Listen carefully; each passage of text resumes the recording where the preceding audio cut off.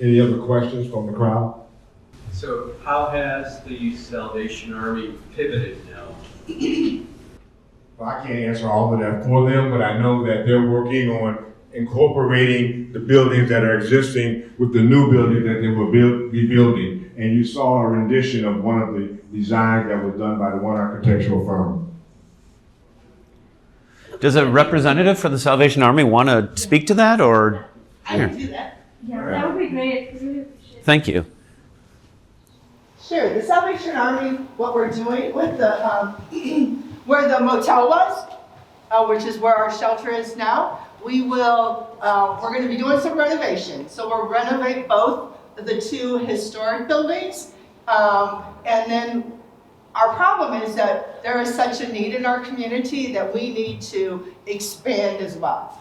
So we are proposing to put a bridge between the two that will allow us to continue to enhance the ministry that we have and the impact that we can have in our community. So, and There's a good graphic behind you if you wanted to kind of. yeah, so we will renovate B and we will renovate C, and then we're putting another 2-story building between the two. Okay. Does that help? Thank you. And we'll try to get you one of the design that was up here was what was before we got all the history and all the information on the facility at the Central City Plaza. So we'll try to get you the new design so that when people ask, you can say, this is where we're at now. Great. Thank you. I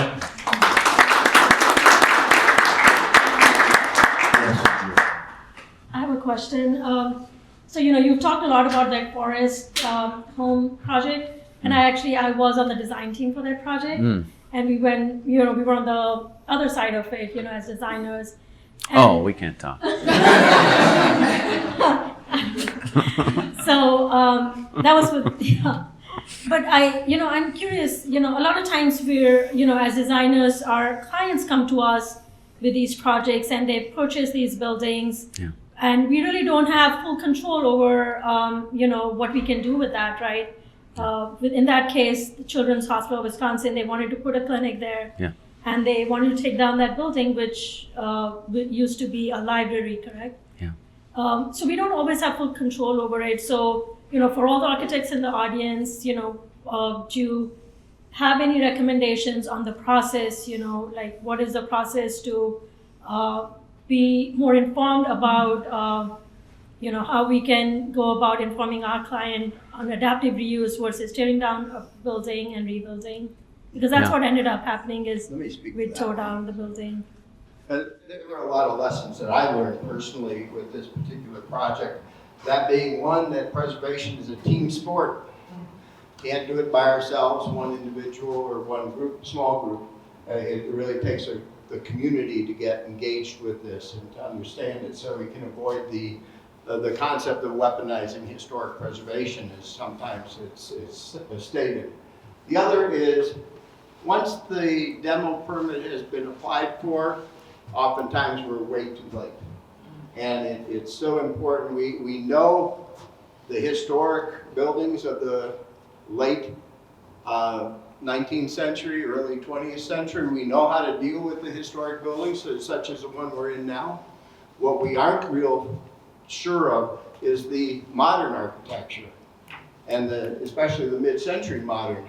As I was a young architecture student, I was looking at those buildings as the precedents for my designs, and they aren't old to me. Of course, now I'm a historic architect, right? But point being is, we have to be proactive. We have to identify those valuable assets that we have in our community ahead of the demolition permit, ahead of it being purchased by a developer that is known for taking things down. And again, I have to say, could have been a whole lot worse, but we're so thankful that Salvation Army is the organization it is.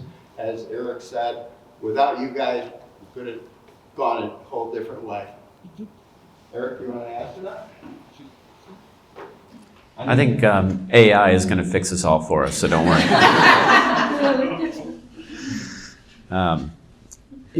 So the challenge that was presented to us by the alderman, by Bob Bauman at the time, I think has validity. He said to us, you can't come to us in the 11th hour and expect us to work on your behalf for every emergency.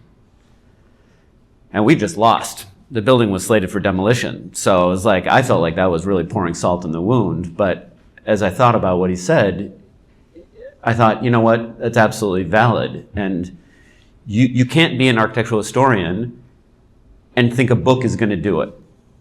We all know that. The younger generations know that. It's like we have to be much more proactive. We have to get much more information out there. It has to be duplicative. It has to be maybe even redundant. It has to go in many different places in many different forms. So like the whole idea of preservation in architectural history has changed dramatically. And we need to be ahead of the curve, as Chris was saying. What I'm proud of is that this first-time collaboration, MPA has got some history. DOCOMOMA is only 3 years old. We've only had 2 years of operational programming. So we're just babies. And I think we all realized that we were much more powerful together than as 3 distinct nonprofits. And what's happened with the success of Central City Plaza is that we sat down at the beginning of this year, MPA and DOCOMOMA, and we said, we have to keep going. We have to keep this momentum in place and we have to build on it. So how are we going to do that? What's the most pressing thing that we should put on our mutual agenda? How do our brands come together, our mission objectives? And, you know, MPA is fantastic with advocacy and DOCOMOMA is really good at content generation. And so we're natural to work together. But we said, if we're just preaching to this audience, we're not changing minds. This is the choir. So where are the people, where's the opposition? Where are the minds that need to be changed? What venues do we need to be in? And I thought about what Bauman had to say, and I said, this information has to be in front of the alder people. This has to be in front of the county supervisors. And while the Historic Preservation Commission has a charge, you know, you can't just, if you're a developer, you can't just go to the HPC website and find out all the information you need to about important buildings that aren't already designated. There are a ton of, the War Memorial on our lakefront is not historically designated, guys. The state office building on Wells Street that's just east of the old Milwaukee Public Museum, soon to be old Milwaukee Public Museum, that has the major cycle of Marjorie Kralik mosaics, that is not designated. There are many significant mid-century buildings that don't carry that protection. And so as far as the alder people know, when developers or when the Department of City Development comes to them, let's say it's Children of Wisconsin, and they see an old library building that hasn't been used and the library doesn't know what to do with it, and they had 2 nonprofits who came through and tried to make it into something but couldn't pencil it out. Their alternative for them is demolition because they don't think it's of any value. No one was there to tell them the story. And so we are going to create our agenda, MPA and DOCOMOMA's combined agenda, is to put together with the city either a website, some vehicle, so that there's easy access for all of the legislators to be able to see we're going to start with 200. And then we can go from there. So DOCOMOMA has a building registry of 1,400 20th century buildings across the state. But we've internally curated a smaller number that's digestible. So we might start with between 100 and 200 and see if we can get those online this year so that at least the information of the importance of those buildings is known. And the legislators like Bob Bauman can't come to us and say, well, you never told us it was important. I just thought it was a rusty building and needed to be torn down. Forest Home Library was Corten steel. It was the Zen temple of library branches. It was so beautiful and carefully designed. I'd love to give a lecture just on that building someday. So anyway, that's our ambition. So look for news of that next year. Hopefully we'll be able to pull it off. I just want to add that I think, as architects, designers, we're not always aware of those histories, and by the time we realize those histories, it's probably too late. And how do we create that awareness even within our profession, and even going back to education, right? Like making sure that the curriculums are teaching the value of adaptive reuse and recognizing the value of preserving our history and our culture and our buildings. Thank you. Any other questions? Good evening. My name is Daniel. I teach architecture at MATC. With regards to your question about what do you do as an architect when a developer comes to you with a building and you're not sure about it, you have to do the research. And so, for example, my students that are working on their capstone project, doesn't matter if it's a small building, medium-sized building, they have to research the building. I send them to City Hall, municipal building. Sometimes they go through their no drawings. However, their permits for plumbing, for HVAC, for all of those things, I say just get all of them. And as we go through them, you begin to string together a little bit about the history of the building. So it's a straightforward way of just making sure that you're not stumbling and destroying something that's of value to the city. Almost what everybody has said here, I concur with. I'm going to keep this brief, but short story. Some of you remember when Marquette University decided they were going to close Wisconsin Avenue. Yeah. And that was a battle I was involved in because the community, West End community, said they came to me. I had worked with them on little projects with my students. They say, what can we do about this? And I said, these guys are really big. You know, they're going to chew you up and spit you out. You need to build alliances. And so we built alliances. And it wasn't until they decided to close off access to Sinai Samaritan that Sinai Samaritan got involved. And they called in their heavy hitters. You're right, it's a team sport. You have to get people, and you have to get the other side to listen to you. How did it end? It was a Marquette alumni that cast a single vote that stopped them from closing Wisconsin Avenue because she didn't think it was the right thing to do. So if you build alliances, if you listen to people and people listen to you, you're able to make progress. You're not going to win all of them, but you're going to win enough to make a difference. Thank you. Thank you. One more question from the group? Okay.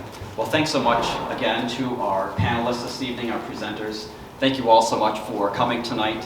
If you haven't already, Kim brought a number of plaques and other items that are on display here at the front table, so come up and check them out. There might be a few more bites to eat and drinks in the back, so hang out just a little bit. Thanks again, and have a great evening and a great weekend. I just want to say one little thing. Yes, Ken. yes, absolutely. I know. I just wanted to say, because I thought about it on the way over here, and not being an architect, you know, to sit in a room with architects, it's amazing the information that you hear.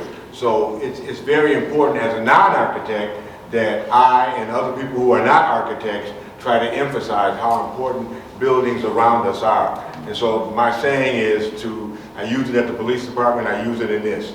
To be aware is to be alive, to be aware is to be alive, to be alive is to be aware. Look left, look right, look up, look down. You will see a building that you may want to check out. Because there's buildings all around you, and sometimes people ride by buildings and not understand what's there. Because with all the things that are getting ready to happen on 6th Street, with the new museum, with the Sojourner Truth, and just as we were talking about saving Central City Plaza, a new building that just went up across the street. So the whole landscape of Milwaukee is changing.